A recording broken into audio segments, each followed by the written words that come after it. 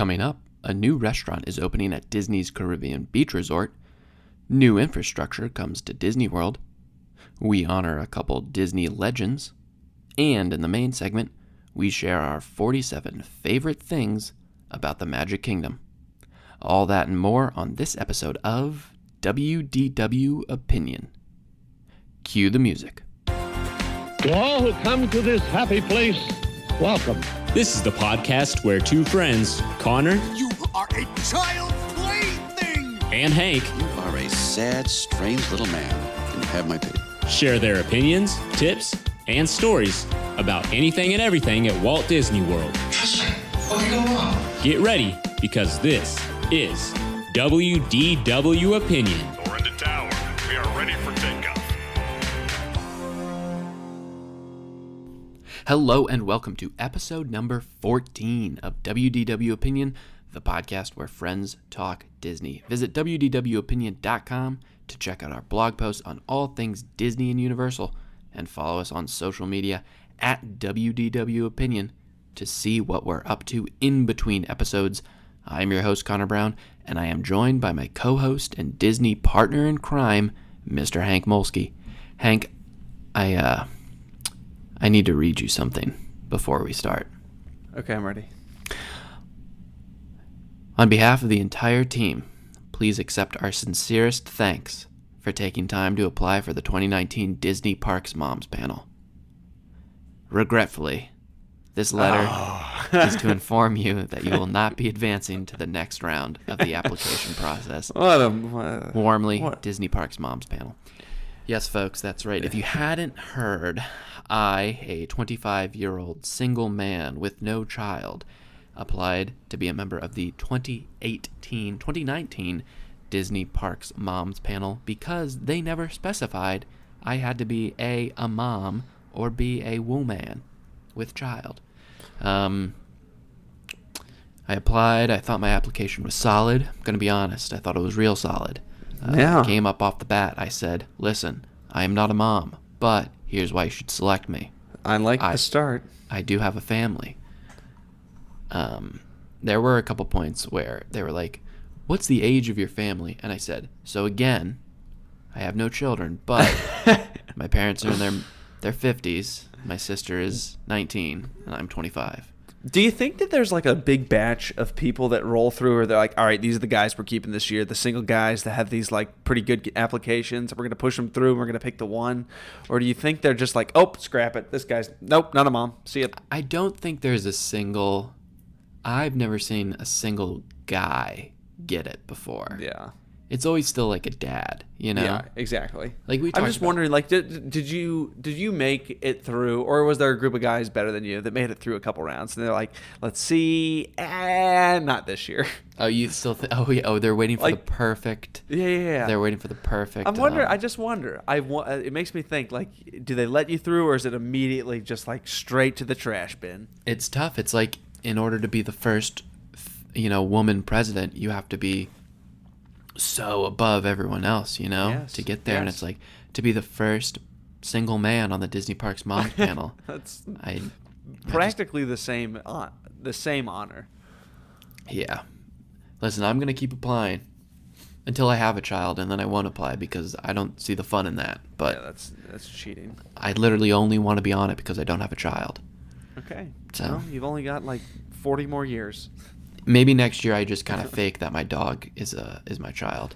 Ooh, that would be good. That'd be good. See how far you can make it. Like, like drop the subtle hints. Like, I have really a got 3-year-old this. named Daisy. She likes to run laps. She's a big fan of treats. Oh, this sounds great. Doesn't eat her vegetables. Does not eat her vegetables. No, she Loves lamb and rice bits. does not. Salmon and rice. That's what she loves. All right. Well, Disney Parks Mom Panel aside, before we get started, I do want to bring something up. Last week we talked about Rafiki's Planet Watch being closed permanently. Now, since then, Disney has come out and said it will actually be opening back up in the springtime. So we were hearing reports that cast members were going in and saying, hey, your last day here is this date, and everyone was alluding to the fact that, nope, that means it's closing. No, it means it's probably going down in the slow period and picking back up in the springtime for spring break into summer. But what this signifies is the first step into potentially being closed down forever. Mm-hmm. As we saw with another ride. Which happening. is still also not confirmed. Yeah, and I don't want to mention that because if you listen to the podcast, it's my least favorite ride, and I don't want to jinx anything. Okay. But I swear... We're just going to go into news to opinion. Just continue. I swear, when that's confirmed, I'll have an entire segment on it. An entire show. But until that day, for now, it's time for News to Opinion. This is our weekly segment where we each pick a Disney news story from the past week to discuss and share our thoughts and opinions on. My Disney news story for the week is reservations now open for Sebastian's Bistro at Disney's Caribbean Beach Resort. This is direct from the Disney Parks blog. Life under the sea is pretty great, so we're bringing it to the surface and inviting you to be a part of our Caribbean world with Sebastian's Bistro at Disney's Caribbean Beach Resort. Sorry, that sentence ended with an exclamation mark, so it should be at Disney's Caribbean Beach Resort. Oh, my word. This casual, family-friendly table service restaurant features a menu that blends Latin and Caribbean flavors with market-fresh ingredients served up with warm island hospitality and waterfront views. With a diverse variety of items that range from seafood and steak to salads, sandwiches, and burgers, the menu balances classic spices with tropical flavors. I want to talk about a couple of the dishes that will be served. They have a lot of drinks, by the way. Like a lot of specialty drinks, a lot of non-alcoholic drinks, but it seems pretty good. Michelob Ultra, too. There you go. But dinner menu-wise, appetizers include an arepa with slow-cooked pork, Caribbean pull-apart rolls. These sound good. These sound like... You ever had monkey bread, Hank? Yeah, of course. It sounds like the Caribbean aspect of it. It looks exactly like it, too. Guava butter, mango chutney. I like all types of chutney. And Jamaican jerk oil, conch fritters, crab cake, Jamaican meat pies. I love Jamaican meat pies. And then the entree and main courses, they have Caribbean goat curry, vegetable curry, citrus stuffed sustainable whole fish. They have jerk butternut squash, a grilled skirt steak chimichurri, jerk chicken, and then the sautéed shrimp and tamales sound fantastic. So this is part of the ongoing renovations at Disney's Caribbean Beach Resort, which have been going on for a couple years and have been incredibly extensive. And this is going to be a brand new standalone restaurant. And I think it kind of serves a cuisine that I think is underappreciated at Disney. You know, there's plenty of steakhouses, plenty of Italian places, Mexican places, new American, Southern places, but the Caribbean and like Latin flavors I think are underappreciated. So yeah, you got enough Italian at Disney Springs to open up a whole nother world in Epcot. No, yeah, it's exciting to see a different type of cuisine pop up. Connor, I was going to say something about this place that really it's one of the oldest jokes in the book that you can make about. I mean, there's one of these in Cincinnati. Of course, everyone makes the joke about the coral reef where you're eating fish in front of live fish. Or, you know, there's like a fish market or a fish restaurant within like a mile of like your local aquarium. Haha, very funny. They didn't get the fish from there. Good joke, pal. Yeah. There's something like deeply disturbing about eating crab at Sebastian's, though. He's right there on the menu, or he's right there in the logo, Sebastian's Bistro. Crab is on the menu in a variety of places. It is very strange. I don't know. Have you heard that actually there's just breaking news that I just came up with?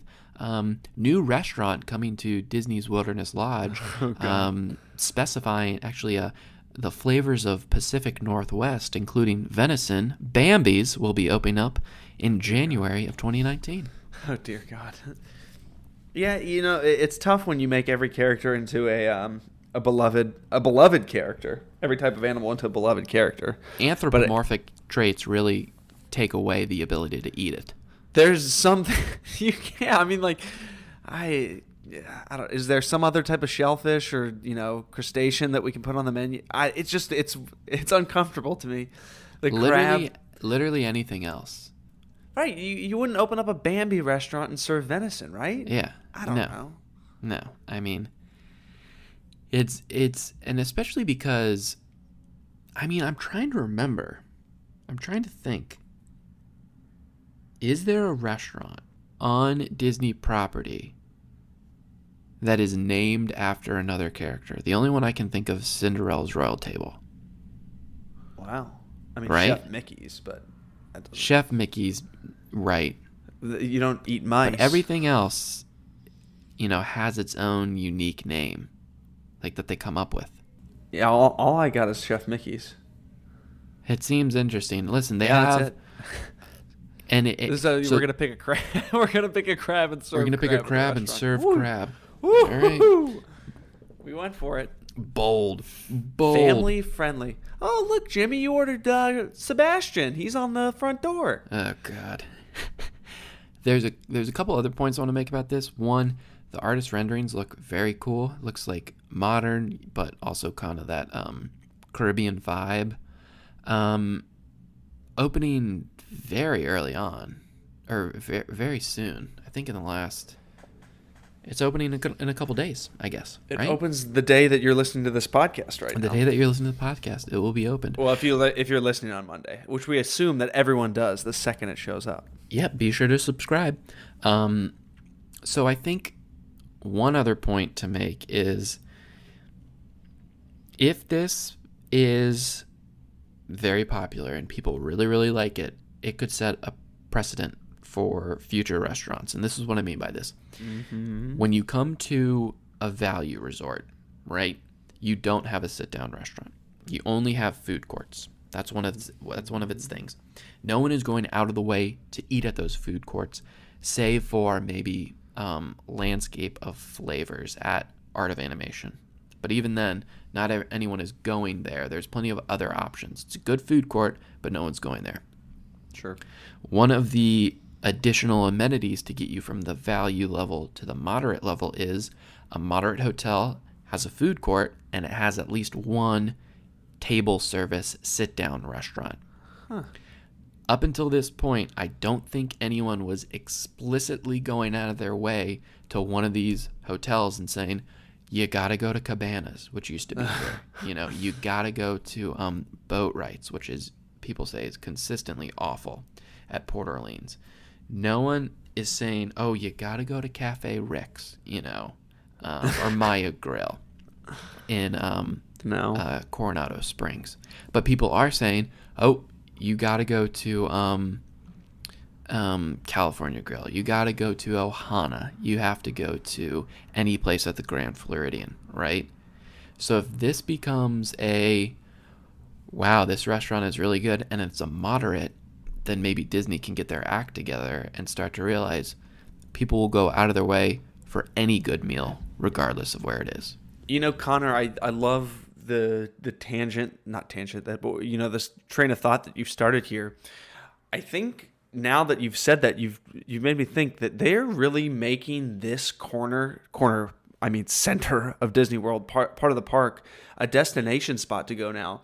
You're going to want to go ride the Skyliner and hop through all those resorts down there. You're going to want to take the Skyliner to the backside of Epcot. You're going to want to check out the restaurants along the lake back there. You're going to want to actually ride it to Caribbean and Coronado now when all these resorts are open and finished, because it's a cool part of the area, like that part of the park now. You come over there. I think that's definitely the first step that you're seeing, is that it's this gentrification of this part of Disney World through the build of this Skyliner, which is fantastic. That's a great point. They know that they're going to have more foot traffic, so they have to maybe offer up these new and exciting flavors and things like that in hopes of people will come off the Exactly. gondola and eat there. Exactly. I mean, What are you going to do? I mean, what were you going to do 10 years ago when you got off the gondola? And, and you sat in Coronado. What were you going to do? Go, play in the dig site? No, you were not. And on top of that, the difference between a moderate and a deluxe is deluxe typically, with a couple of exceptions, they'll have a sit down, but then they'll also have a signature dining place. So like a steakhouse, something elevated. But good food is good food. So if Sebastian's turns out to be great and they have great crab on the menu, then people will treat it like a signature, Sure. Yeah. And that's good for everyone. Very interested to see how Sebastian's Bistro plays out. We'll let you know what we hear. Hank, what's your news story of the week? Well, not a news story, but while we were talking through that segment, I just booked us a party of 5 on the Monday night that we're in Disney World for Sebastian's. Dog. If we want to keep that, So we will let you know it's on our, how it is. We may or may not know. We'll see how that goes. Connor, my news story of the week, we're going to go a little double dipping into the transportation realm of Disney World. First off is Disney Springs garages will get a new parking technology system. Walt Disney World's government, the Reedy Creek Improvement District, has filed a notice with the Orange County that says it intends to rip out the parking technology at Disney Springs parking garages that are currently existing, which would be the orange and the lime, and replace it with a new system. The new system is from Indect, INDECT Parking, which has been developing this controversial technology that uses cameras to track and store visitor license plate numbers. Disney has since this news broke, came out and announced that they're not going to actually track license plates with the technology in these garages. But anyone that's parked in the garages, welcome change, since that technology does not seem to work. You talking about how many spots are available and stuff like that? Yes, correct. It works up until some idiot parks a Prius in a spot, and it can't register it because it doesn't weigh enough. Yeah, and I guess this new system, from what I've read, is supposed to be much more reliable. And Disney has just had too many problems with people parking right now and it not being reliable, especially when it gets, like you said, to these low numbers where you're like, oh yeah, there's 7 spots left. And you're like, crap, 7 Priuses. I mean, let me tell you something. It's parking garages, no matter where you are like the most stressful thing in the world. I mean, here in Bethesda, Maryland, and in D.C., anytime I go into a parking garage, I cringe because I'm like, I know I'm going to hit something. Yeah, but these parking garages feel big to me, don't they? They do feel big, but there's so many either people or families walking around or cars coming around. So that's the big kicker for me. Yeah, because you can't win. You make it so big that there's cars going in every direction there. Yeah, it's like Disney World is a stressful place just in how many people are always around. So when it's like that, Yeah. the more potential of going to a floor where I know I can get a spot, that's always appreciated. I also read some stuff. It's interesting that they decided to do it right around the holidays. Oh, God. That's something that you're going to want to have done definitely in time with, the redeveloped Disney Springs. If you want this to be a parking a shopping destination, people are going to show up and shop for holiday gifts. So make sure that parking's ready, Disney. The big thing for Disney Springs was always the revamp was to try to appeal to locals more and more and more. Right. And to try to make it less stressful for locals to actually get there. That's why they put in the dedicated bus lanes so that traffic patterns would be reduced and things like that. So again, anything to reduce stress for locals so that when they go there, it's not, oh great, I got to go to Disney Springs. It's okay, let's go to Disney Springs. It's easy. It's going to help Disney in the long run.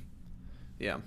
All right, change the technology. The other thing is southbound World Drive flyover set to open October 16th.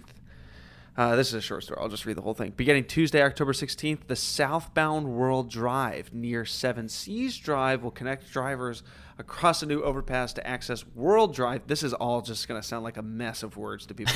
We'll explain this a little bit better. South of the Car Care Center. Drivers traveling to Disney's Fort... I'm not even going to read the rest. Connor, let's explain this. You can probably describe this a little bit better than I can. This has been needed ever since the park opened. Yeah. I mean, really ever since it opened. You know what? I think we actually hinted at this. We talked about the flyovers on a previous trip, like when we were talking about transportation before, and about how it'll alleviate some stress around those resort areas, but when they did the transportation study.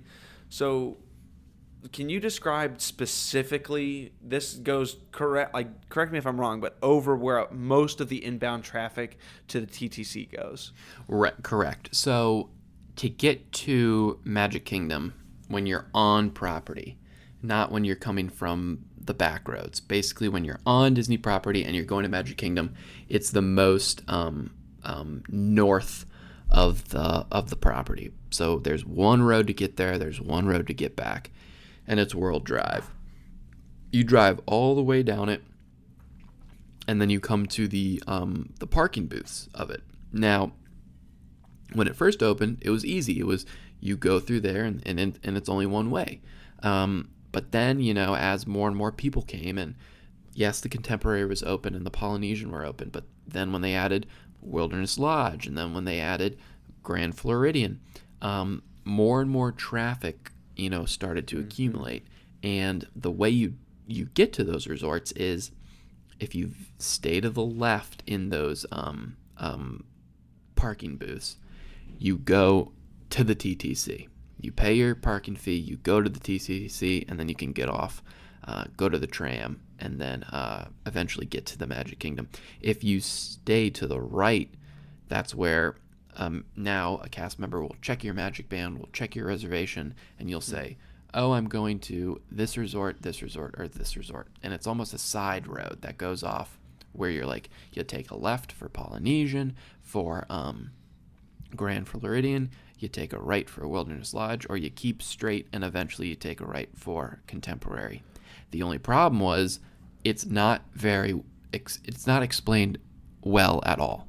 No. So you'd have people all the way over in the left lane saying, hey, I'm going to Grand Floridian, and people would say, this is the wrong lane. You have to try and get over all the way to the right. Smell you later. But it also acts as if you go through any toll booths. It's, 3 lanes going up. At some points it's 2 lanes. And then once you get closer, then it pans out to 8 lanes, and then it goes back. So if you're trying to get to Grand Floridian and you're in that while everyone else is trying to get into the Magic Kingdom, you're going to be sitting there for a very, very, very long time just so you can go all the way to the right and get to your hotel. Oof. What this flyover does is it takes that element out of it so that, you can go on the flyover just to get to the resort hotels. It's going to make getting there a lot easier. It's going to make getting out a lot easier. And hopefully it's going to reduce traffic so that they can accommodate more guests going to the park itself and get that quicker. Did you ever see that video of, it was like a mile long backup, more than a mile long backup of cars, on Christmas, just trying to get into the Magic Kingdom? Oh, Connor, I've told you this before. We've told the podcast before. Favorite pastime of the podcast is definitely watching the misery of Disney World visitors on the holidays. It's the best present anyone can give. It's the best present. Nothing like waking up on Christmas morning to see Santa eating your cookies and a 300-minute wait for a Flight of Passage. Oh, my God. But let me just say something else about these 2 points about the logistic stuff. I love how big, Disney World is. I've said this before. And because of that, it is treated like a city.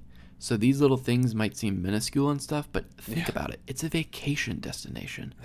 And we're talking about how an overpass and a new parking system is going to change everything. Yeah, we're talking about a city, exactly, Yeah, and the logistics of this place is what makes it incredible. How, now the real important question, how will this affect me getting to Trader Sam's at 3:30 in the afternoon? Hopefully better. But yeah, right. I'll say this. Resorts were always supposed to be open to everyone, right? Mm-hmm. there's no Disney resort that's a 5-diamond resort. There are only 4 diamonds. So 5 AAA, like, rates hotels, and there's no 5-diamond resort. The reason for that is a couple. One is there's a curfew for kids in the lobby in order to be a 5-diamond resort, which sounds incredible, but would never happen at a Disney resort. No. Another component is it has to be closed to people who don't have dining or hotel reservations at the resort. So because of that, Disney never wanted to do that. Now, the thing that comes into play with Polynesian is because it was built in 1971, the parking lot is so tiny. It's so small. And because it's everyone's favorite, they can't let anyone in that doesn't have a hotel or a dinner, an actual dinner reservation. So getting to Trader Sam's will probably still be just as difficult. Great. Well, we'll take a bus to the TTC and walk to Trader Sam's. Hey, any way to get my Polynesian pearl. Yeah, there we go. Not a black pearl, though. Not a black pearl. Never.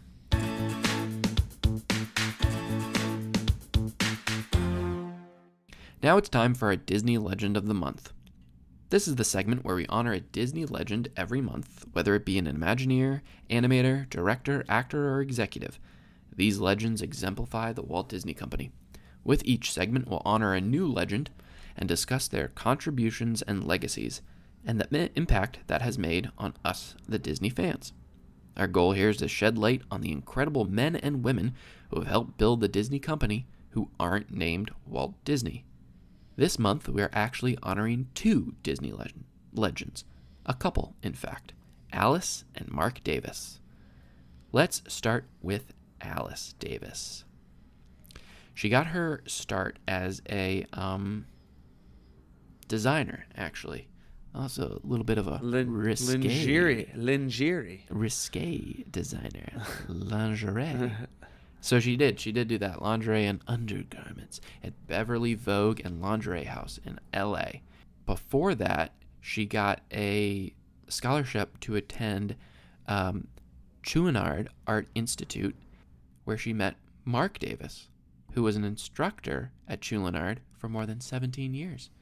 Later on, she would marry him, but she ended up becoming the head designer at this lingerie place, factory, whatever, when one day she received a call from her former art instructor and future husband, Mark. He needed a costume designed and created for Helen Stanley to wear for some live-action reference footage being filmed to inspire his animation of the lead character, Briar Rose, in Sleeping Beauty. Mm-hmm. So they would do this a lot. They would bring in live actors. They would bring in live animals so that the animators could sketch them to see how they would move and things like that. Yep. So he needed a dress designed. And once Mark saw how well she worked, she was basically given a job to start designing costumes for Disney's live action motion pictures. She did that for a while, but her big contribution to us, the Disney fan, was her work on the 1964-65 New York World's Fair and the costumes she designed for those attractions, including working with another Disney legend, Mary Blair, on It's a Small World, which I know we're about to talk about how we don't like It's a Small World, or we love to hate it, but when you see those costumes, when you see the designs of the dolls, I mean, it's one of the most iconic things in the world, right? Yeah, Connor, I should have counted the amount of show sets, but it's 7 continents of the world. She's designed... How many continents are there?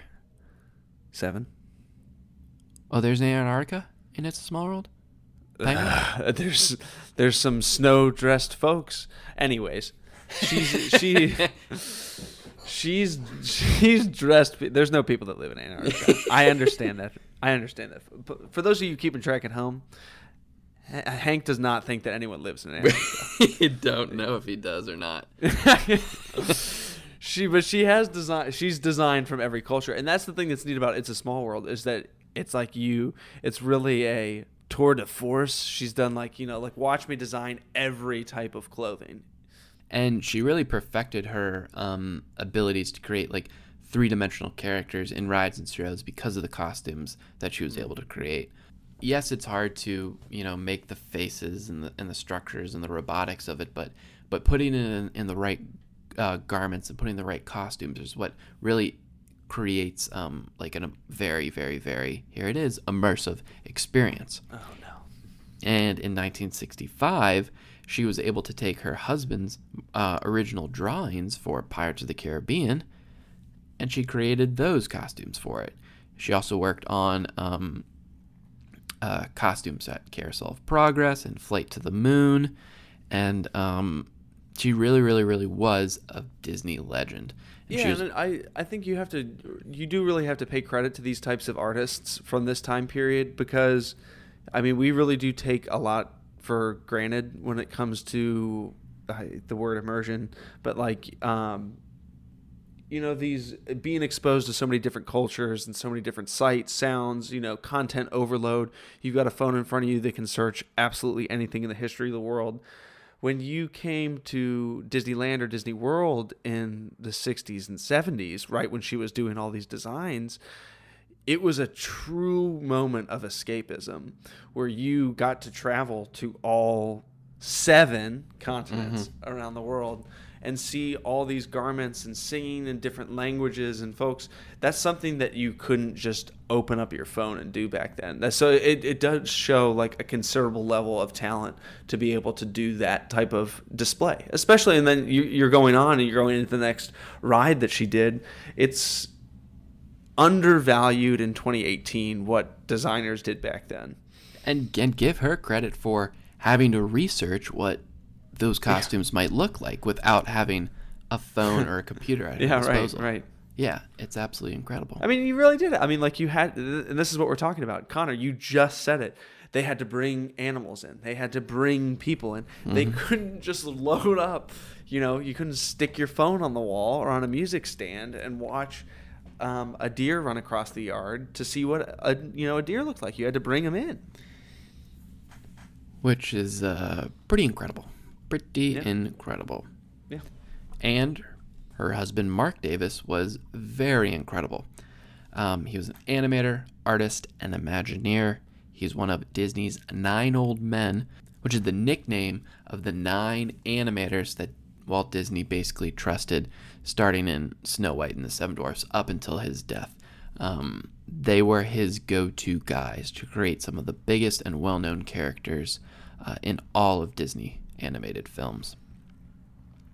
Mark Davis really, really loved going to the zoo as a child, and because of that, he's able to take that and create incredible works of art related around animals. And some of his earlier ones he worked on was Bambi. He did a lot of design and artwork on that, but he started with the first full-length animated feature film in Snow White and the Seven Dwarfs. He was a junior designer on that. Yeah. And he's created some of the most incredible animated women in all of Disney history, including Cruella de Vil, Maleficent from Sleeping Beauty, and Tinkerbell. I like that if you read through some of his stuff too, some of the work that he did on Bambi was considered to be like, the pinnacle of Disney in its animation study of animals. Yeah. And I was just actually thinking about this the other night when I was watching The Lion King, watching the way that Disney animates its like lions and the way that they do actually behave like giant cats. Like there's an intentional effort to bring like an element of realism to that. And it's something that has just, existed in Disney animation and Disney products since the beginning of Disney time. And people like Mark Davis, you look at them and you say, they're responsible for that because of, the work that he did on Bambi and the study that he did to make sure that these were realistic beings. It's the difference that you get with that in the way that, Simba behaves with Nala, then I know this. It seems like I'm jumping far away, but like the way that Donkey behaves in Shrek is just like humanoid, right? They don't behave. I casting a very wide net here, but Disney tends to have more lifelike animations than some of its competition does. There's a higher standard. It's completely true, and in researching this episode, I stumbled upon a couple videos that I think I've seen before, but they're all on YouTube, and I highly recommend them. They're called Disney Family Album, which was a series on the Disney Channel, probably in the early 80s, but it goes through a whole bunch of well-known people that worked for Disney. So not Walt Disney, but it dives into it. And Mark Davis had an episode, and boy, would that be awesome to get that show back, by the way. Yeah. To go through the people, from then until now who've had a big impact. And Mark Davis was talking about how he would always start his animals with basically drawing their skeletons, right? So how they would actually move. And then he would take a scene in like Bambi where Bambi smells the skunk flower and flower comes up from the flowers.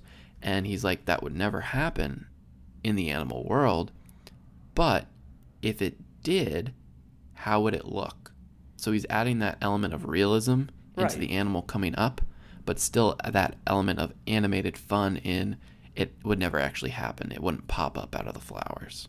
Correct. Which was just an incredible combination of a whole host of things. It's fun seeing their effects trickle through many, many decades of work. And his arc is incredible because it goes from, animating these animals to animating these well-known Disney women to then becoming one of the greatest Imagineers of all time. And Walt Disney once said of Mark Davis, Mark can do story, he can do character, he can animate, he can design shows for me. All I have to do is tell him what I want, and it's there. He's my Renaissance man, which has to be the most incredible compliment of all time, right? Yeah. And can't top that. No, you cannot. A Renaissance man that Disney actually called you. And in Imagineering, he let his hand on The Enchanted Tiki Room, It's a Small World, Pirates of the Caribbean, Haunted Mansion, and Jungle Cruise. He really liked to bring that humor, and you can totally see, when you're on a Mark Davis attraction. Yeah, that's a good point. Fun fact is Imagineers can never sign their name on anything, so that's typically why they put hidden Mickeys in places. But as you're going through Pirates of the Caribbean, in the final scene, the treasure room, where now Captain Jack Sparrow sits, there's a big crest above it. That's the Davis family crest. Oh, hey, how about that? Did not know that. There you go. And one of the last attractions he worked on, was the Country Bear Jamboree. Okay. To which Walt saw his drawings for it, and he laughed and laughed and laughed and said, "This looks hilarious," and then said, "All right, goodbye, Mark." And then Mark Davis never saw him again. Wow. So that was probably one of the last laughs Walt Disney World ever had. And Big Al in the Country Bear Jamboree is modeled after Mark Davis. Hey, another fun fact. These two Disney legends are absolutely incredible because of the length of their career, the amount of departments they touched, and they're certainly deserve credit for everything they've done, and they have their own windows on Main Street, the highest honor you can get. And Mark Davis's window is right next to his wife, Alice Davis's window on Main Street, USA.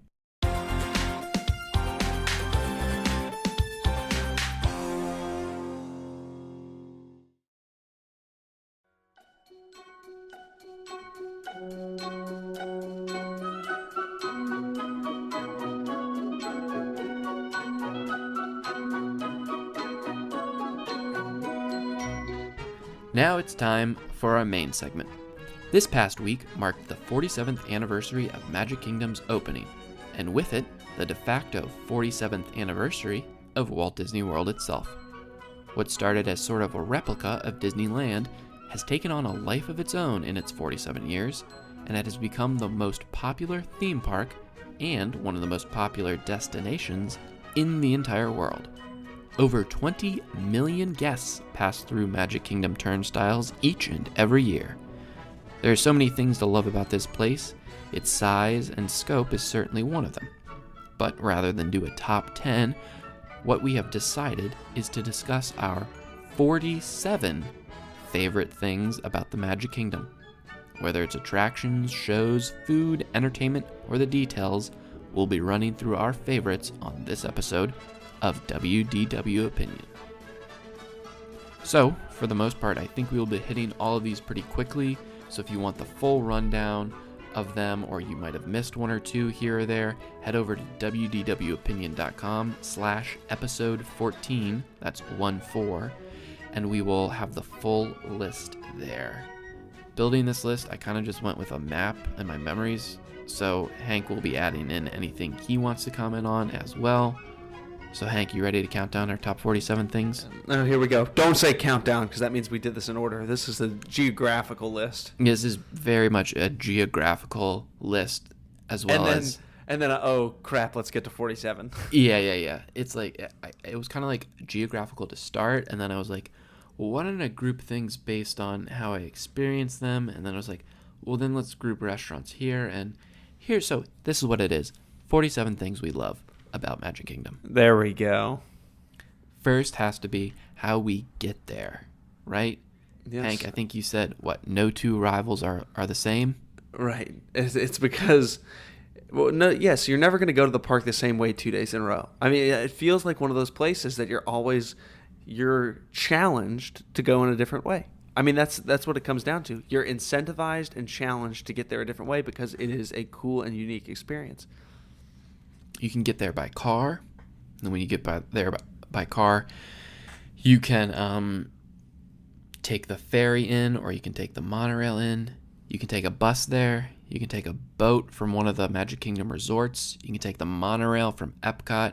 There's just so many ways to get there, and I think it adds to the appeal of Magic Kingdom. Connor, that's the second and third thing we love about it. The monorail and the boats. The monorail and the boats. Whether it's a boat from one of the resort hotels or the ferry, it's just your eye is on the prize when you're on the monorail or the boat. It is. You see what you're going to, and you're about to be there, and it's just chugging along, which it's pretty awesome.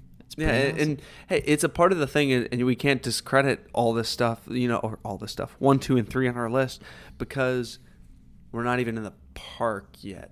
It's like, it's like going to New York City and be like, oh man, I just love JFK. Oh, JFK is amazing. No, I don't think anyone has ever said that. Boy, LaGuardia, Newark. Love Newark. But it's because it builds that anticipation, and that's the same thing for number 4, the train station. You're welcomed. It seems happy. It seems, like Hank was saying, no one's ever happy going to an airport. Very few people, I think, are happy going to a train station, unless it's like Grand Central Station. You don't actually have to get on a train. I mean, I think of it like, Kings Island in Ohio, or, like the Mall of America. You just park in a parking lot and walk through the front gate. I mean, there's like little reveals and stuff, but you just kind of show up, there's no big reveal. There's none of this, showmanship at the front gate. And when you get there and you see the train station, it just looks so happy. It's weird, but it's a train station that looks happy. And then you go under the train station, through the tunnels, and then boom, the big reveal. And Number boy, 5. do we love the big reveal. Yeah. Because what do you see almost immediately? The castle. Yeah. And Connor, number 6, or not number 6. Oh yeah, that is number 6, the castle. God, how could you not? Number 6. I mean, we've already mentioned it. You can't mention Magic Kingdom. It's embedded into what the park is. It is, and it draws you in no matter where you are. You're like, oh, there's a castle. In Adventureland, oh, there's a castle. In Liberty Square, there's a castle, Yeah, I'm going to skip ahead. I got to go to number 8 because I'm thinking of it. You see the castle and you're like, all day long, you're like, oh, all these tens of thousands of suckers that go in here every day, whip out their phone. Oh, I'm not going to be one of those guys. And you get in there and you're like, oh my God, I got to take a picture of this thing. Well, what you do is, even though you've been there 100 times, you're yeah, like, I'm not going to do it. I'm not going to do it. And then you're like, this shot is just too good to pass up. I've never been in this spot. And you try to tell yourself, you try to justify. It's the same way with my dog. I don't need to take any more pictures of her. I know what she looks like. Right. I got to snap one, though. Yeah. And as you're being drawn to the castle, you're walking down Main Street, USA, and number 7 brings us to the smells down it, right? The first smell you get is that popcorn, then you get the confectionery and the bakery, and I do think Magic Kingdom has its own smell as well, and it's not tourist BO. It's something else. The Imagineers are hard at work to make sure that this is exactly what we're talking about on this podcast right now. It's about pumping that street full of that scent and making sure that you've got a strong, is it olfactory? Olfactory. Olfactory memory tied to this area. Very important to get people tied back in with that. And it's a reason why the smells are sweet and inviting, and they're not, like the smell of steak, or of something. Sweaty Central Floridian. Like, I mean, there's plenty of good smells where you're like, oh, that's a good smell.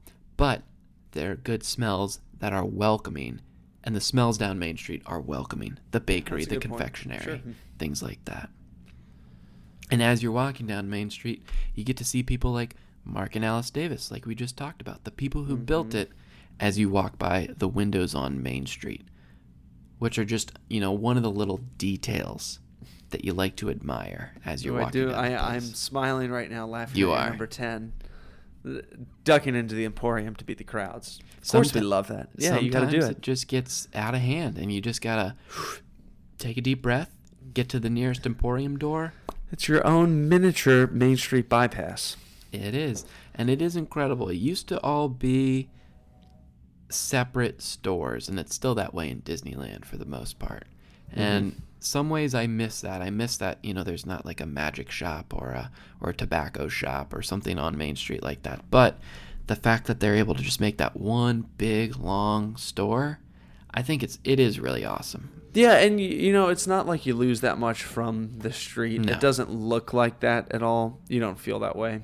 No. So, and we still love it. It makes the love list. Oh, absolutely. And the theming inside of it continues, in that Victorian style. And then you get to the end of Main Street, and number 11, one of the best places we like to eat, we love Casey's. Yeah, it's just a friggin' hot dog stand, and we are like, oh, we love it. It's weird, right? But we do love it.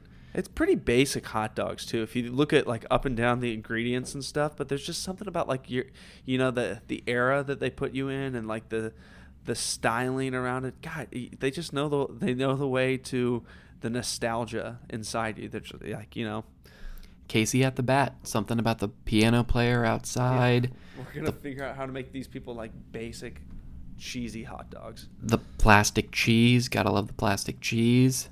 Of course, I'm a Cincinnatian. Oh, yes, you are. Midwestern. They built their entire town on plastic cheese. Mm-hmm.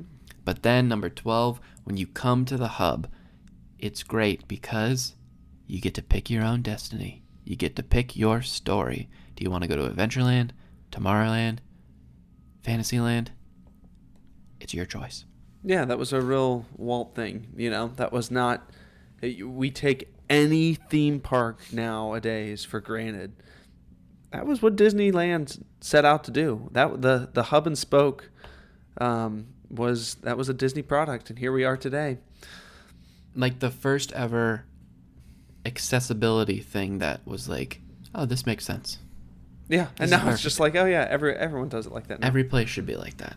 Yeah. And the same thing, the transitions from land to land. Specifically, some I really like are the transition from Liberty Square into Frontierland, because the buildings gradually change. You're going from, the northeast into sort of the south, and then boom, you're in the wild, wild west. Yes, and we got to say this is one of those Walt Disney quotes that even a casual Disney fan usually picks up on, is that Disney World has done this better than Disneyland, in the fact that your transitions are going to be absolutely flawless. Like, Magic Kingdom is Walt Disney's, it's what do they call it? The flagship store. It's not the original store that he built out in Anaheim, this is the one that it was like, all right, we had our little test run. Yeah. We've got our classic that we're never going to break down because Yeah. it's the original, but now we're going to do it perfect. There's not going to be cowboys walking through Tomorrowland like there are out in Anaheim. Here we're going to have the utilidor system where everything's hidden beneath and the transitions are flawless. Which, have you seen those photos of characters walking through Disneyland Paris? No. I don't know why, but even though they said, you know, in Paris, for whatever reason, certain characters have to walk on stage to get where they're going. So they put on these like cloaks, so it looks like, you know, Dementors basically coming through the park, like ushering real quick by. It's very scary, but we don't have that in Walt Disney World and in the Magic Kingdom. But then we get to the rides. The rides are what we always love to go on. We love to experience, right? And Pirates of the Caribbean just sticks out as one of the top dogs. Yeah. So it's like we said, the theming's just there. The animatronics are one of the earliest editions of audio animatronics ever that, you know, mainstream America got to see. And you just feel it. It's got I definitely think it's benefited from the fact that there's the movie that's helped it, you know, exist a much longer time. But there's just something about this old kitschy ride that feels a little bit modern and sleek. I don't know why. I don't know why. No. It's almost like you think that world still exists. You know, that there are still pirates in the Caribbean. That must be it. Because I identify with that immediately when you say it. You're like, this makes sense. This should be This should be around. And it is in Disneyland, in almost every Magic Kingdom around the world. Mm-hmm. And I don't know if this is in other Disney parks, but the smell of the pirate water, which can really be said about the smell of any water, anything at Disney World. I mean, like Hank was saying, the olfactory, you know, the sense of smell is so memorable. And when you smell Disney water, when it's in an attraction, you just can remember it no matter what. Yeah. Which is crazy. We're talking about water. The smell of water. Here we go. We're on episode 14. We've started to talk about the smell of water. We've made it, folks. And another place that has a great smell, Haunted Mansion. It's got that musky smell, and it's some people call it the quintessential ride, the perfect Disney attraction. It's hard to argue with them, but from start to finish, queue to exit, and everything in between, it pretty much tells an incredible story. Very exciting ride to take first-time visitors on, I think, just because it is such a basic ride, and it's so... There's so many moving parts, literally. There's so many characters. There's so many elements to the show, but it somehow works. And there's like so much happening in that ride, but somehow people just like it, you know? I can't wait to see this person like this bizarre little quirk. There's one thing where you're,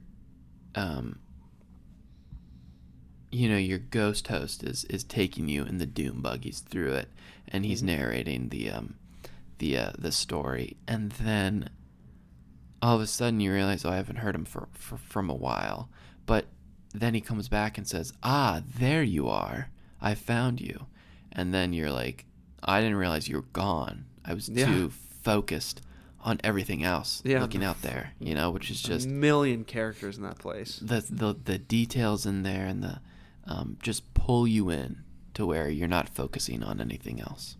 Yeah, and you'd think it would be like a Ripley's Believe It or Not or something, but it's not. It's not. It just has that feeling to it. There's some reason that it works still. And I think it probably goes back to that Disney magic. That thing of Pirates of the Caribbean. You're like, there has to be a haunted house like this somewhere. In reality. And another one of the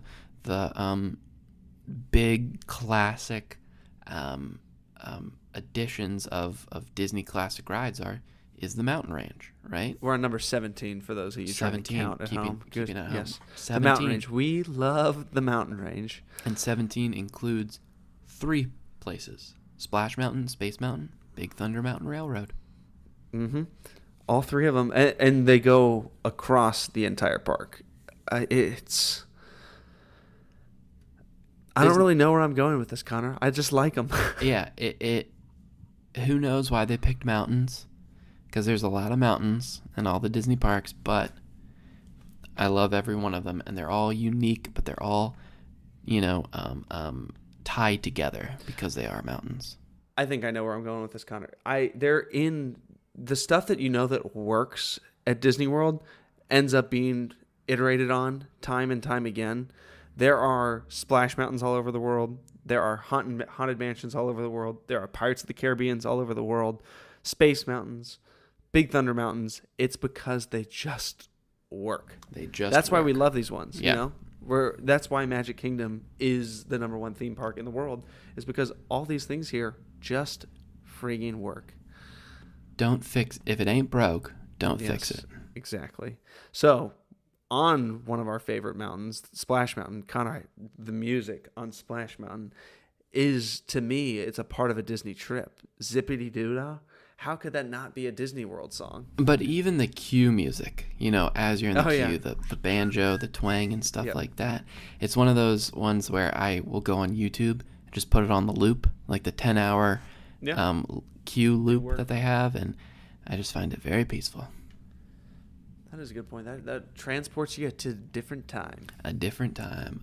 Yeah, but I think it is. I when I was writing this out, the music for Splash Mountain it's really interesting too that you have something as iconic as Zippity Doo-Dah, and it's not like Let It Go from Frozen. It didn't have a movie. It didn't have it didn't make millions of dollars at the box office.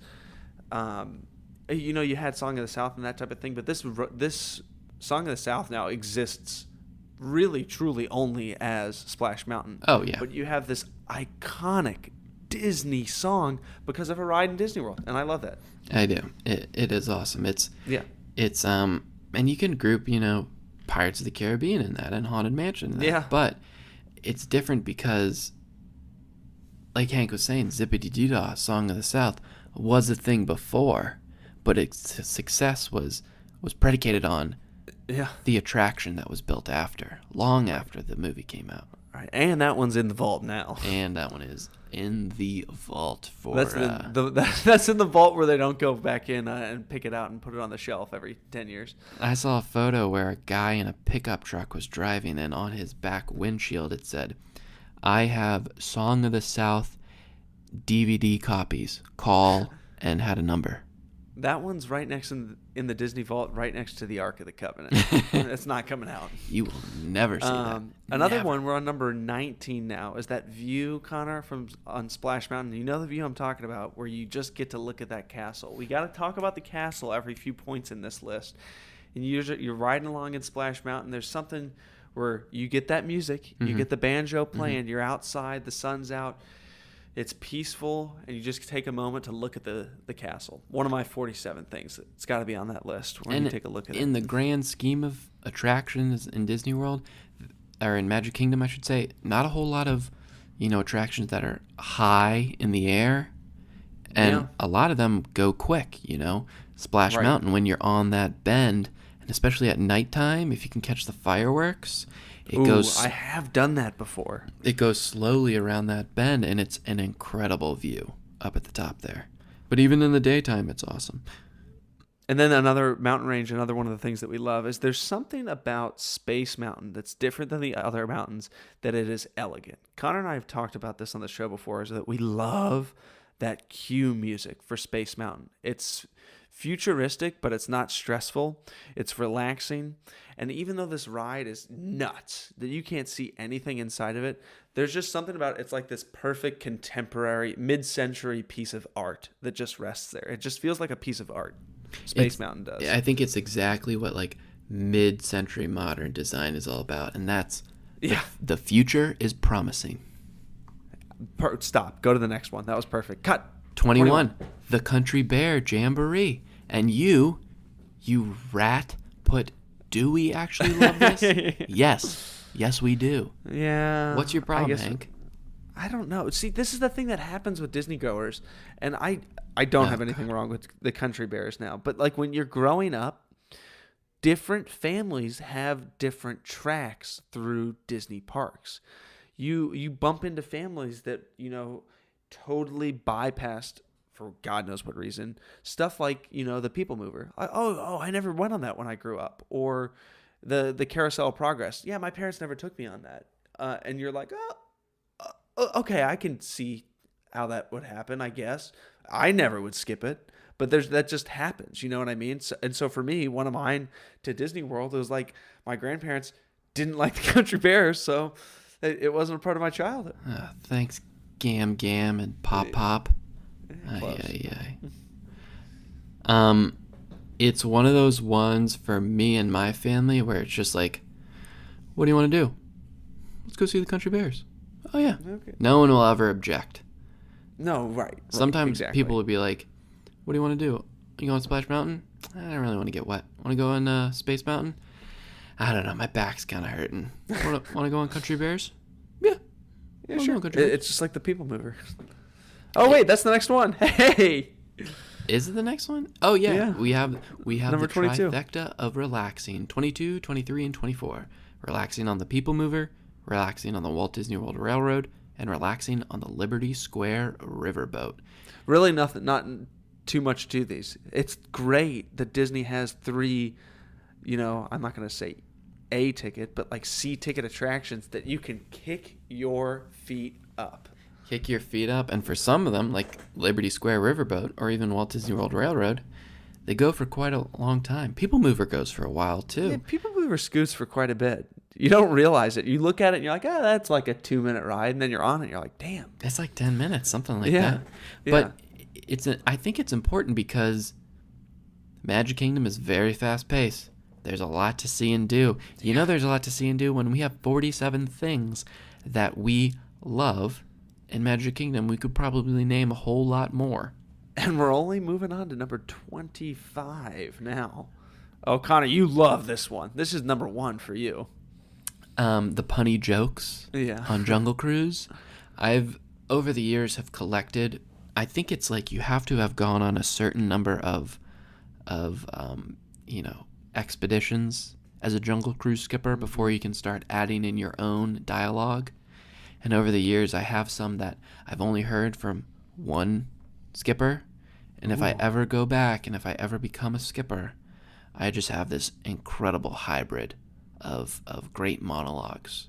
One day, that'll be your retirement job. But I love them. I love these jokes because how can you not? What it does is it takes the 2 most important parts of a Disney park: Imagineering, the people who create the attractions, who theme the attractions, and who build the attractions, and the great cast members who make your experience awesome. They put those 2 together in perfect harmony, and that's why the Jungle Cruise is great. And a lot like the Jungle Cruise, with new cast members and an old attraction. Oh, good transition. I was pulling for you there. We love experiencing the new combined with the old. As a perfect example, in recent years, new and old Fantasyland.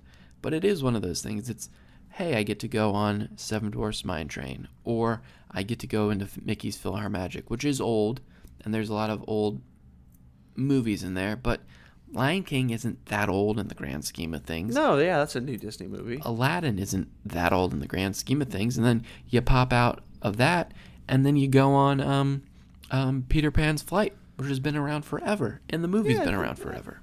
And you just named all these great things over there, and I decided to pick out the worst thing and make it number 27, the thing that I love. Connor, we talk about these weird things that draw us back in.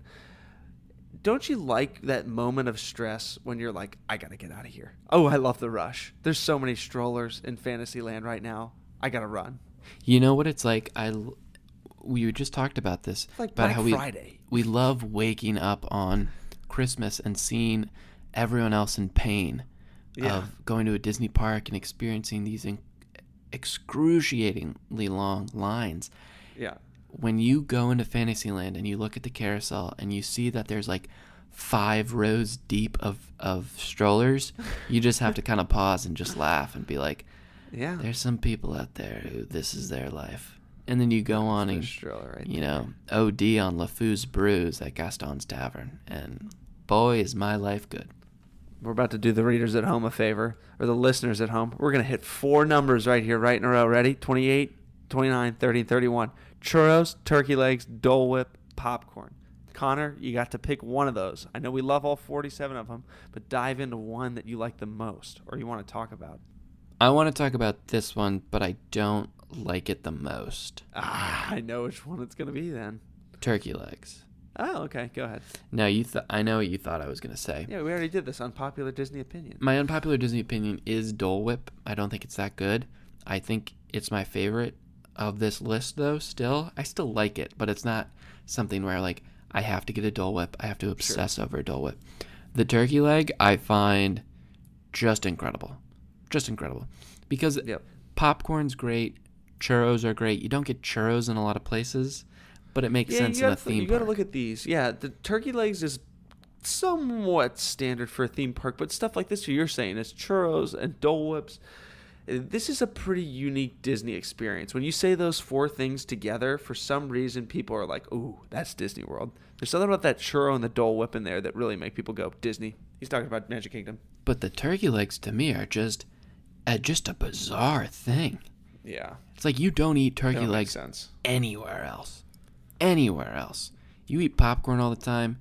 Churros are available to you. You go to Costco, Nothing you like get a eating churro. a big old meat leg in 90-degree heat in Orlando in the summer. But hey, you know what? They figured out a way to make us like it. Love it. It's smoked, on our love and list. there's 10 million bones in there, and the Brazilian tourists like to rip off pieces of turkey and fling it to the birds, and I find that disgusting.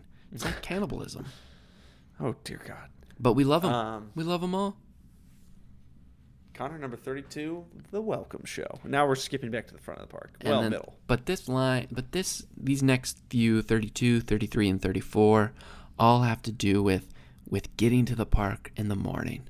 Which I think of all of the parks, getting to Magic Kingdom in the morning is the best. Not because you get to go on the rides with little to no waits, not because it's less crowded, but because of these 3 elements. The welcome show. No other park does anything like this. It's literally Mickey welcoming you to this theme park. You see the dew on the sidewalks in the early morning, and that dew a lot of time is just people cleaning from the night, but it kind of glistens off the sidewalks. Mm-hmm. Because they hose down the whole main street, and it really does. There's an element of Disney magic there where they're actually making it sparkle for you. So Connor and I are not losing our minds being like, oh, the dew is just so nice. They're actually tricking us a little bit. They're totally tricking us. And they're tricking us for that grand procedure of rope drop. Yes. And what do you get to experience rope drop with? 35, your fellow guests. Ooh. Your fellow guests. Slippery slope here, which is why you tossed in number 36 there, too. Yes. Your fellow guests watching. can be bad, and they can also be good. But what I like about the fellow guests is when you're at rope drop especially, you're kind of pushing people out of the way maybe, but everyone's excited, and there's just this building, especially, even at the fireworks, people can get in your way at the fireworks, but everyone just kind of adds to this level of enthusiasm and excitement. Yeah, and I'd like to spin number 35 a little bit too. 36. People watching, you immediately jump to, oh yeah, we're going to make fun of people. But there is something about people watching at Disney World where you do look for those magic moments. You do watch for those. You don't really look around New York City being like, I'm going to watch for my random act of kindness today. You just kind of expect that where you're at Disney World. Like, ooh, I'm going to see a cast member go and like hold this little girl's hand over there. I'm going to start crying. But what I also love is people watching when you see people who clearly look like they're experiencing it for the first time. They're just so excited to be there. That is true. And it makes you feel a different kind of people watching, number 36. Oh, yeah. And we kind of talked about this before in the transitions from land to land, but 37, we love hopping from land to land. Really, it's like hopping from world to world. Because of that hub, we can go from Adventureland all the way to Tomorrowland in the snap of a finger, and that's awesome. And Connor, I had to throw in an additional number after 38. I like it. Number 38, Connor, you can do 38 and I'll do 39. So 38, we love to hate on It's a Small World. it's one of the things where it's, it's more fun to just be like, complain about it and be like, oh God, It's a Small World sucks. It's so awful. Than actually just experiencing it. Because I'll still go on it with my mom because I like going on it with my mom. But, oh boy, It's a Small World sucks. Boy, Small World sucks. Yeah. You love to just talk trash about it.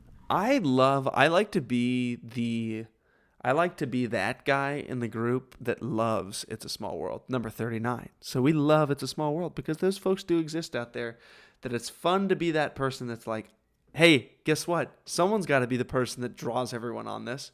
We've all been hating on it all day, but guess what? Dad loves it, so we're going on the ride.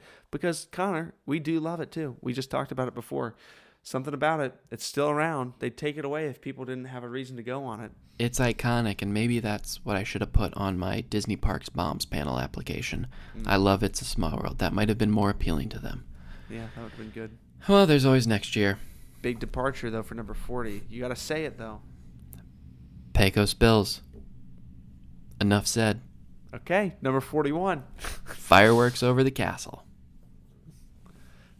How could you? Yeah.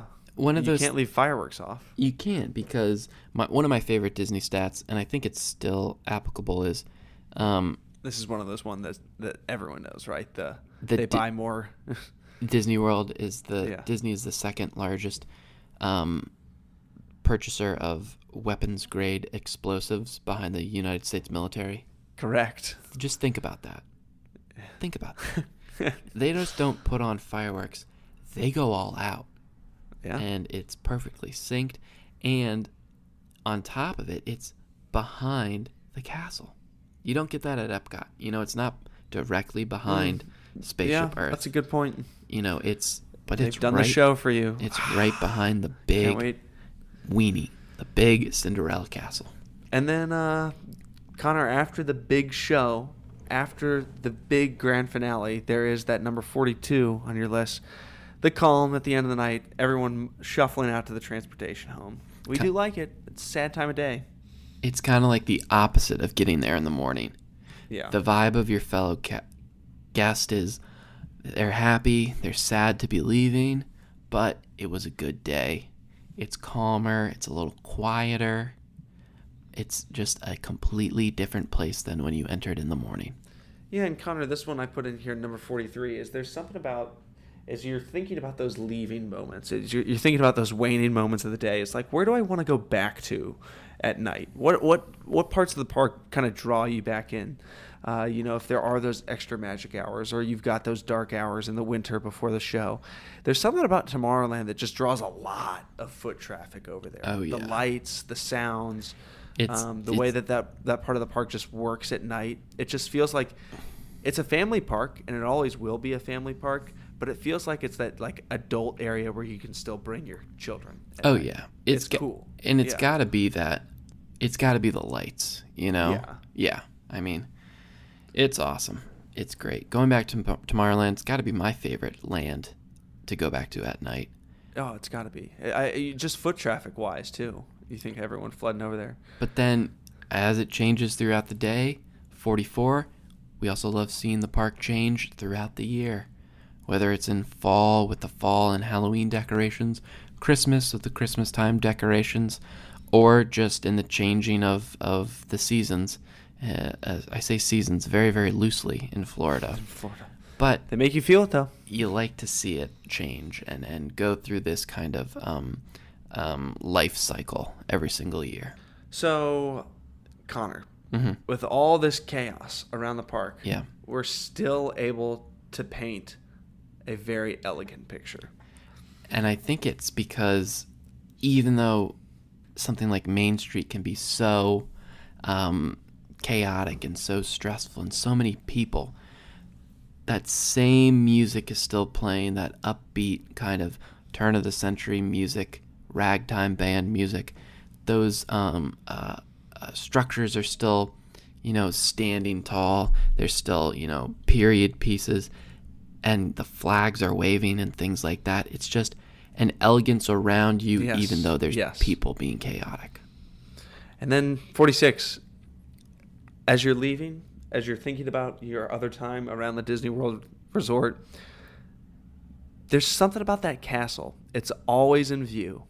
There's something about Magic Kingdom. It's whether it's, actually in your literal point of view, it's at all those resorts. If you're at the Polynesian, if you're at the Grand Floridian, if you're at the TTC, if you're at anywhere over there, contemporary, that damn castle is drawing you back in.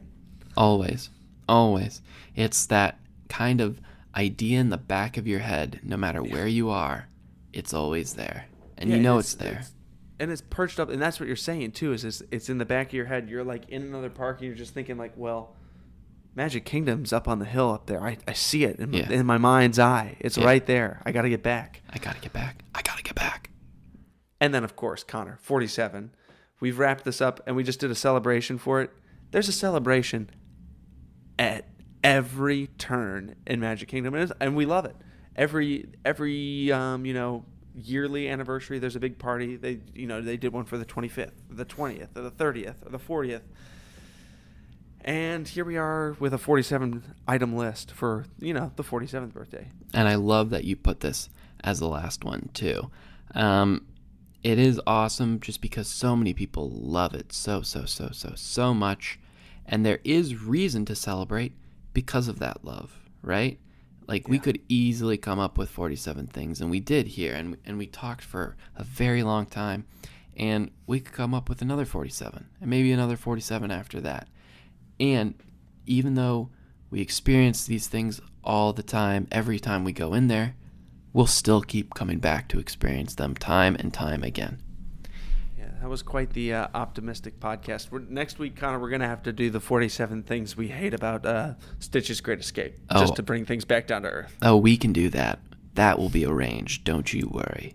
Sorry, all you glass half full people out there that had to bear through that tonight, but we'll come back strong next week with some serious hate. Don't worry, we'll be glass completely empty next week on WDW Opinion. But Stitch is back forever. No, God, no. That would be awful. It did not make this list, nor should it, because that's going to do it for us this week. As always, thank you so very much for listening to the show. Be sure to rate and review us on iTunes, Google Play, or wherever you listen to podcasts, and share the show with someone you think might enjoy it. If you liked what you heard today, then you've been listening to the WDW Opinion Podcast. But if by chance you didn't like what you heard, then you've been listening to S-Town. For Hank, I'm Connor. We'll see you real soon.